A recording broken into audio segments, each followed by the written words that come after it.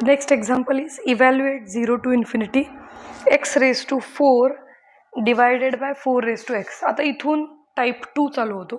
तर टाइप 2 मध्ये मी तुम्हाला फक्त एकच सांगणार आहे की टाइप 2 मध्ये तुम्हाला काय करायचं की जी काही कॉन्स्टंट रेस टू व्हेरिएबल वाली टर्म आहे, म्हणजे या केसमध्ये 4 रेस टू एक्स, तिच्यासाठी सबस्टिट्यूशन वापरायचं. तुम्हाला काय हवंय, exponential raise to minus x पाहिजे, e raise to minus x, बरोबर. तर ते तुम्हाला अज्युम करून चालायचं आहे. म्हणजे इथं 4 रेस टू एक्स असेल तर तो डिनॉमिनेटरमध्ये आहे ना. जर त्याच्यासाठी तुम्ही ई रेस टू टी वापरलं तर न्यूमरेटरमध्ये घेतलं की ऑटोमॅटिक तो e raise to minus t होऊन जाईल आणि तुमचा रिक्वायर्ड गॅमाचा फॉर्म जो आहे तो मिळून जाईल. म्हणून टाइप 2 मध्ये आपण काय करणार आहे, जर 1 by a raise to x असेल तर आपल्याला वापरायचं a raise to x is equal to e raise to t. आणि जर simply a raise to x असेल तर आपल्याला वापरायचं आहे a raise to x is equal to e raise to minus t. तर हे दोन टाईप्स आहेत याच्यामध्ये, सब टाईप्स, ठीक आहे. तर टाईप 2 मध्ये तुमच्या बुकमध्ये, टेक्स्ट बुकमध्ये फक्त जो पहिला टाईप आहे तोच दिलेला आहे. पण मग जो सेकंड टाईप आहे तो कधी अराईज होतो, तर हे 4 रेस टू एक्स जर न्यूमरेटरमध्ये असतं तर आपण सेकंड सब केस वापरली असते. Okay, let this be first case and let this be second case. म्हणजे 1 by a raise to x असेल तर ए रेस टू एक्सला ई रेस टू टी म्हणा, आणि जर ए रेस टू एक्स असेल नॉर्मली इन द न्यूमरेटर तर तुम्हाला काय वापरायचं आहे, a raise to x is equal to e raise to minus t. ठीक आहे. तर हे सबस्टिट्यूशन आपण यूज करणार आहे. तर 4 रेस टू एक्सला जर तुम्ही ई रेस टू टी वापरलं तर काय होईल, applying log on both sides. जर दोन्ही बाजूला तुम्ही लॉग घेतला तर एक्सची व्हॅल्यू पण तुम्हाला काढणं गरजेचं आहे ना, कारण एक्स रेस टू 4 आहे तिथं डी एक्स आहे. सो एक्सची व्हॅल्यू काढणं पण गरजेचं आहे. मग काय करूयात, आपण लॉग अप्लाय करूयात. ठीक आहे. जिथं पॉवर्स मल्टिप्लिकेशनमध्ये आणायचे असतील किंवा पॉवर्सची व्हॅल्यू कॅल्क्युलेट करायची असेल तिथं आपण लॉग वापरतो, बरोबर. So log of 4 raise to x is equal to log of e raise to t implies. मग तो लॉगचा रूल आहे. कुठला रूल आहे लॉगचा, तर log of a raise to n is equal to n times log of a, हा वापरायचा. ठीक आहे. तर त्यामुळे काय होईल, एक्स आणि टी जे दोघं पॉवर्समध्ये ते मल्टिप्लिकेशनला येतील. So x times log 4 is equal to t times log e. Log ईची value log e is equal to 1. Keep in mind log of e is always 1. So log ईची व्हॅल्यू 1 टाकली तर टी काय मिळालं तुम्हाला, टी मिळाला x times log 4, बरोबर. टीची व्हॅल्यू मिळाली, पण आपल्याला टीची नाही, आपल्याला एक्सची व्हॅल्यू हवी. सो एक्स काय मिळेल मग, टी बाय लॉग 4. हा झाला तुमचा एक्स. आता आपल्याला हवा आहे काय, D x. So D x काय होईल, 1 bye log 4 is the constant. 1 bye log 4 is the constant. So keep it as it is. टीचं डेरिव्हेटिव्ह डी टी. सो काय येईल फायनली, ते D T divided by log 4, dt divided by log 4. Okay, now what are the limits? Limits x to infinity, sorry 0 to infinity. x चे limits आहेत 0 to infinity. t चे काय असणार आहेत, x is equal टूचे जे equation मिळालेले आहे x is equal टूचं त्याच्यामध्ये व्हॅल्यू, किंवा तुम्ही t इज इक्वल टू मध्ये टाकलं तरी चालणार आहे. t इज इक्वल टू मध्ये टाका. टी इज इक्वल टू मध्ये जर तुम्ही व्हॅल्यू टाकली एक्सची 0 तर 0 इंटू लॉग 4 0च. म्हणजे टीचं लिमिट पण काय येणार आहे, 0. Lower limit. Upper limit x is equal to infinity टाकलं तर infinity into log 4, infinity into anything positive is always infinity. So you can have infinity there. So these are the limits. So I is equal to finally 0 to infinity x raise to 4 divided by, what is the integral, x raised to 4 divided by 4 raised to x, x raised to 4 divided by 4 raised to x dx. टाका t वाले सगळ्या values. So 0 to infinity t चे limits, x raised to 4, what is x, x is t by log 4. So t by log 4 raised to 4 whole divided by 4 raised to x साठी काय टाकले आपण, e raised to t. dx ची value write it down, dx ची value काय आहे, dt by log 4. So dt by log 4. आता हा जो 1/e⁻t आहे त्याला वरती घेऊयात आपण, कारण आपल्याला गॅमाच्या डेफिनेशनमध्ये e⁻t लागतो, बरोबर. म्हणून आपण काय करणार आहे, तर 0 to infinity t/t⁻4 log 4 into e⁻t into 1/log 4 dt. तर log 4 वाल्या ज्या सगळ्या टर्म्स आहेत ते कॉन्स्टंट आहेत ना, कारण 4 कॉन्स्टंट आहे. सो त्याला लॉग अप्लाय केलं की तुम्हाला कॉन्स्टंटच मिळणार आहे. सो सगळ्या कॉन्स्टंट टर्म्स एकत्र करायच्या आणि खाली बाहेर घ्यायच्या. सो log 4 आणि log 4 ॲडिशन होईल पॉवर्सची. सो 1/log 4 येईल तिथं, log 4 integral 0 to infinity t⁻4 into e⁻t dt over. So what is this? This is 1/log 4 into gamma of what? This is converted to the gamma format.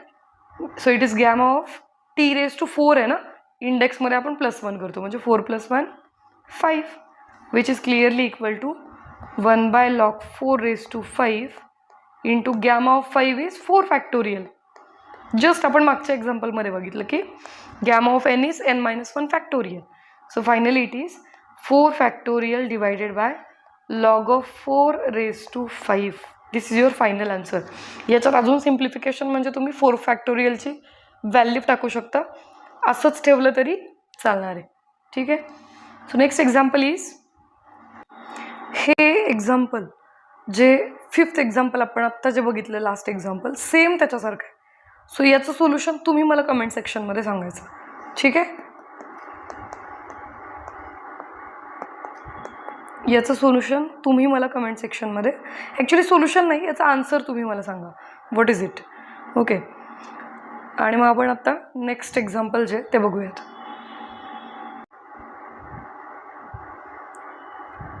So evaluate 0 to infinity dx/3⁻4x². आता बऱ्याच मुलांनी जेव्हा मी क्लासमध्ये हे घेत होतो त्यावेळी मला क्वेश्चन विचारला होता की मॅम 3⁻4x² आहे, तर इथं x⁻ समथिंगवाली टर्म नाहीच आहे, बरोबर, दिसत तर नाही आहे x⁻ समथिंगवाली, आणि गॅमाच्या डेफिनेशनमध्ये आपल्याला x⁻ समथिंग या टाईपची टर्म लागते, बरोबर, तरच आपण त्याला गॅमामध्ये कन्वर्ट करू शकतो. तर याच्यामध्ये हिडन ट्रूथ असं आहे की जेव्हा तुम्ही 3⁻4x² एक्सपोनेन्शियलमध्ये लिहिता त्यावेळी automatic after finding the value of dx you will get something like t⁻n या टाईपचं तुम्हाला काहीतरी मिळतं. आता ते कसं मिळतं ते बघूयात.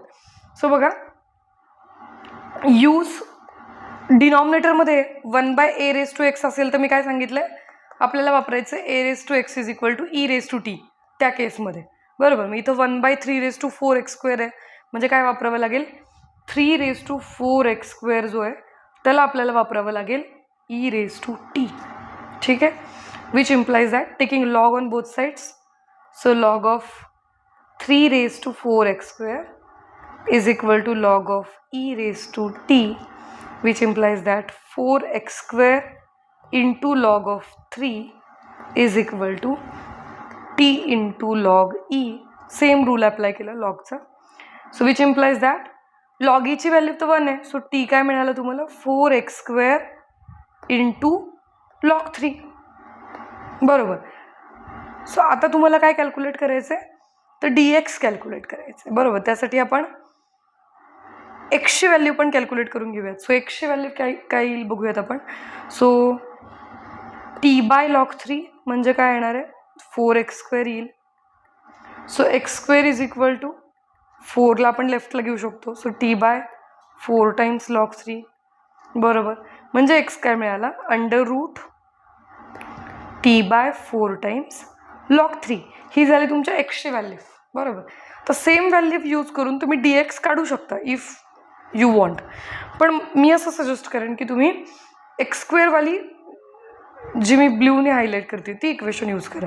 त्याचा बेनिफिट काय होतो की रूटसोबत विनाकारण तुम्हाला डिफरन्शिएट करायची गरज लागत नाही. सो x² डेरिव्हेटिव्ह 2x आणि xचं derivative dx. So it is equal to dt/4 times log 3. ठीक आहे. Which implies that dx is equal to, आता 2x आहे का तुमच्या इंटिग्रलमध्ये नाही आहे, 2x इज ॲबसेंट देअर. मग तो 2x आपल्याला राईटला शिफ्ट करावा लागेल आणि dxची व्हॅल्यू कॅल्क्युलेट करावी लागेल. So it is dt divided by 2x into 4 times log 3, which implies that dx is equal to dt divided by 2 into 4 is 8. So 8 log 3 multiplied by x. एक्सची value काय आहे बघूयात आपण. एक्सची व्हॅल्यू आहे आत्ताच आपण फाइंड आउट केली. एक्सची value आहे √t/4 log 3. ठीक आहे, तर इथं काय येईल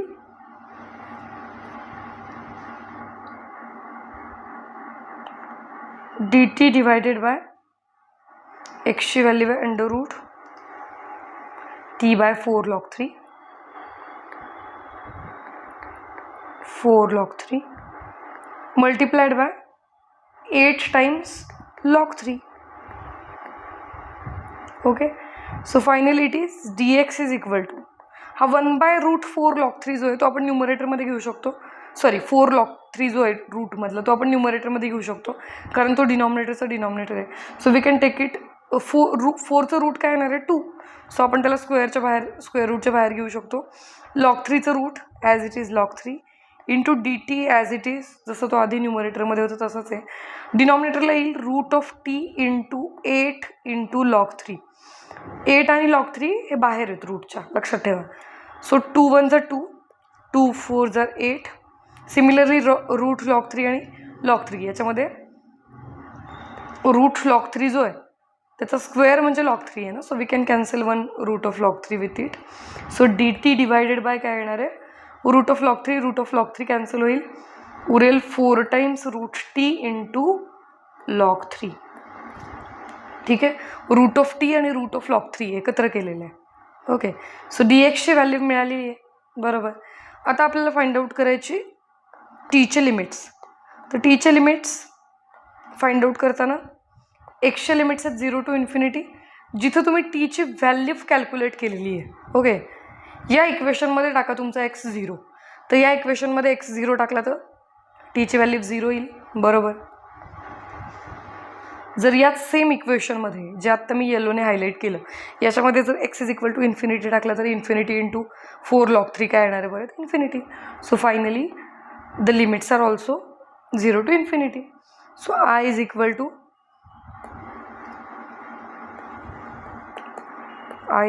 = 0 to ∞. काय होतं तुमचं integration dx divided by 3⁴x². Is it okay 3⁴x². Yes, तर फायनली इट इज dx आणि 3⁴x² ची व्हॅल्यू टाकायची. dxची व्हॅल्यू तुम्हाला काय मिळालेली आहे dt बाय 4 टाइम्स √t log 3 बरोबर. ही तुमच्या dxची व्हॅल्यू मिळालेली आहे. ती आपण सबस्टिट्यूट केली, लिमिट्स टाकले 0 to ∞. आता फक्त तुम्हाला काय टाकायचं आहे तो 1/3⁴x² जो आहे तो टाकायचा आहे 1/e⁻t. ठीक आहे, तो वरती गेल्यानंतर काय होईल e⁻t.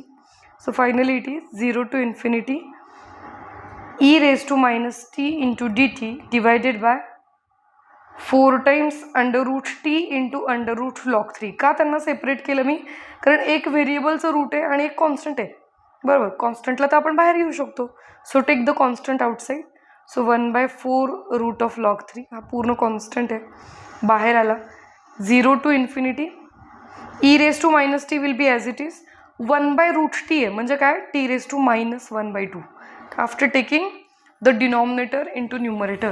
रूट ऑफ टीला तुम्ही न्यूमरेटरमध्ये घेतलं म्हणून तो पॉवर जो आहे किंवा इंडेक्स जो आहे तो मायनस झाला. ठीक आहे dt. So finally it is converted to gamma form. So 1/4 √log 3 multiplied by gamma of -1/2 + 1. काय सांगितलं आहे टीची जी पॉवर असते त्याच्यामध्ये +1 करायचं अँड गॅमाच्या साईडमध्ये लिहून द्यायचं. सो काय येणार आहे ते gamma of half which is √π. So finally it is √π divided by 4 times √log 3. This is the answer. Okay, काही गोष्टी याच्यामध्ये टफ आहेत थर्ड केसमध्ये, पण जर तुम्ही सिस्टमॅटिक इंडायसिसचे रूल्स आणि लॉगॅरिथमिक रूल्स यूज केले तर तुम्हाला सोपं जाईल. ठीक आहे.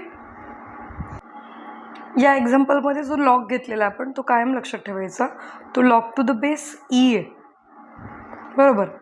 Log to the base E आपण यूज करतोय, म्हणजे त्याला काही बुक्समध्ये किंवा काही ऑथर्सने त्याला LN पण यूज केलेलं आहे. तर LN म्हणजेच actually log to the base E. तर लॉग जरी असेल किंवा LN जरी असेल तर कायम लक्षात ठेवायचं the base is E. Okay. Next example is evaluate 0 to infinity 2 raised to minus 9x² dx. आता तुम्हाला e raised to minus t लागतो, बरोबर. तर मग इथं already 2 raised to minus 9x² दिलेलं आहे तुम्हाला, तर तुम्ही सबस्टिट्यूशन त्याच्यासाठीच वापरणार ना एक्सपोनेन्शियलची, बरोबर. मायनस टी का ठेवायचं, कारण न्यूमरेटरमध्येच दिलेलं आहे. सो आता काय वापरणार आहे आपण, use 2 raised to minus 9x² is equal to e raised to minus t. तर लॉग अप्लाय केल्यानंतर काय होईल, log of 2 raised to minus 9x² is equal to log of e raised to minus t. So which implies that minus 9x² into log of 2 is equal to minus t into log e. log to the base e घेतोय आपण, त्यामुळे इथं काय यायला पाहिजे value, log e ची value 1 यायला पाहिजे, बरोबर. So minus 9x² into log 2 is equal to t minus t. Minus minus plus होईल, so t is equal to 9x² log of 2. तर एक्सची व्हॅल्यू पण आपल्याला कॅल्क्युलेट करायची आहे, बरोबर. सो जर तुम्ही x² व्हॅल्यू कॅल्क्युलेट केली तर काय मिळेल, ती t/9 टाइम्स log 2. ठीक आहे. आपल्याला ॲक्च्युली x हवा आहे, सो एक्ससाठी काय करता येईल, एक्ससाठी taking root on both sides. So काय येणार आहे, route of t/9 times log 2. ठीक आहे. So you can have finally it is x is equal to 1/3 root of t/log 2. Okay. 9 रूटच्या बाहेर घेतला कारण तो परफेक्ट स्क्वेअर आहे, बरोबर. आता तुम्हाला काय करायचं, तुम्हाला व्हॅल्यू हवी आहे dxची. सो या इक्वेशनचा यूज करायचा आणि dx फाइंड आउट करायचं.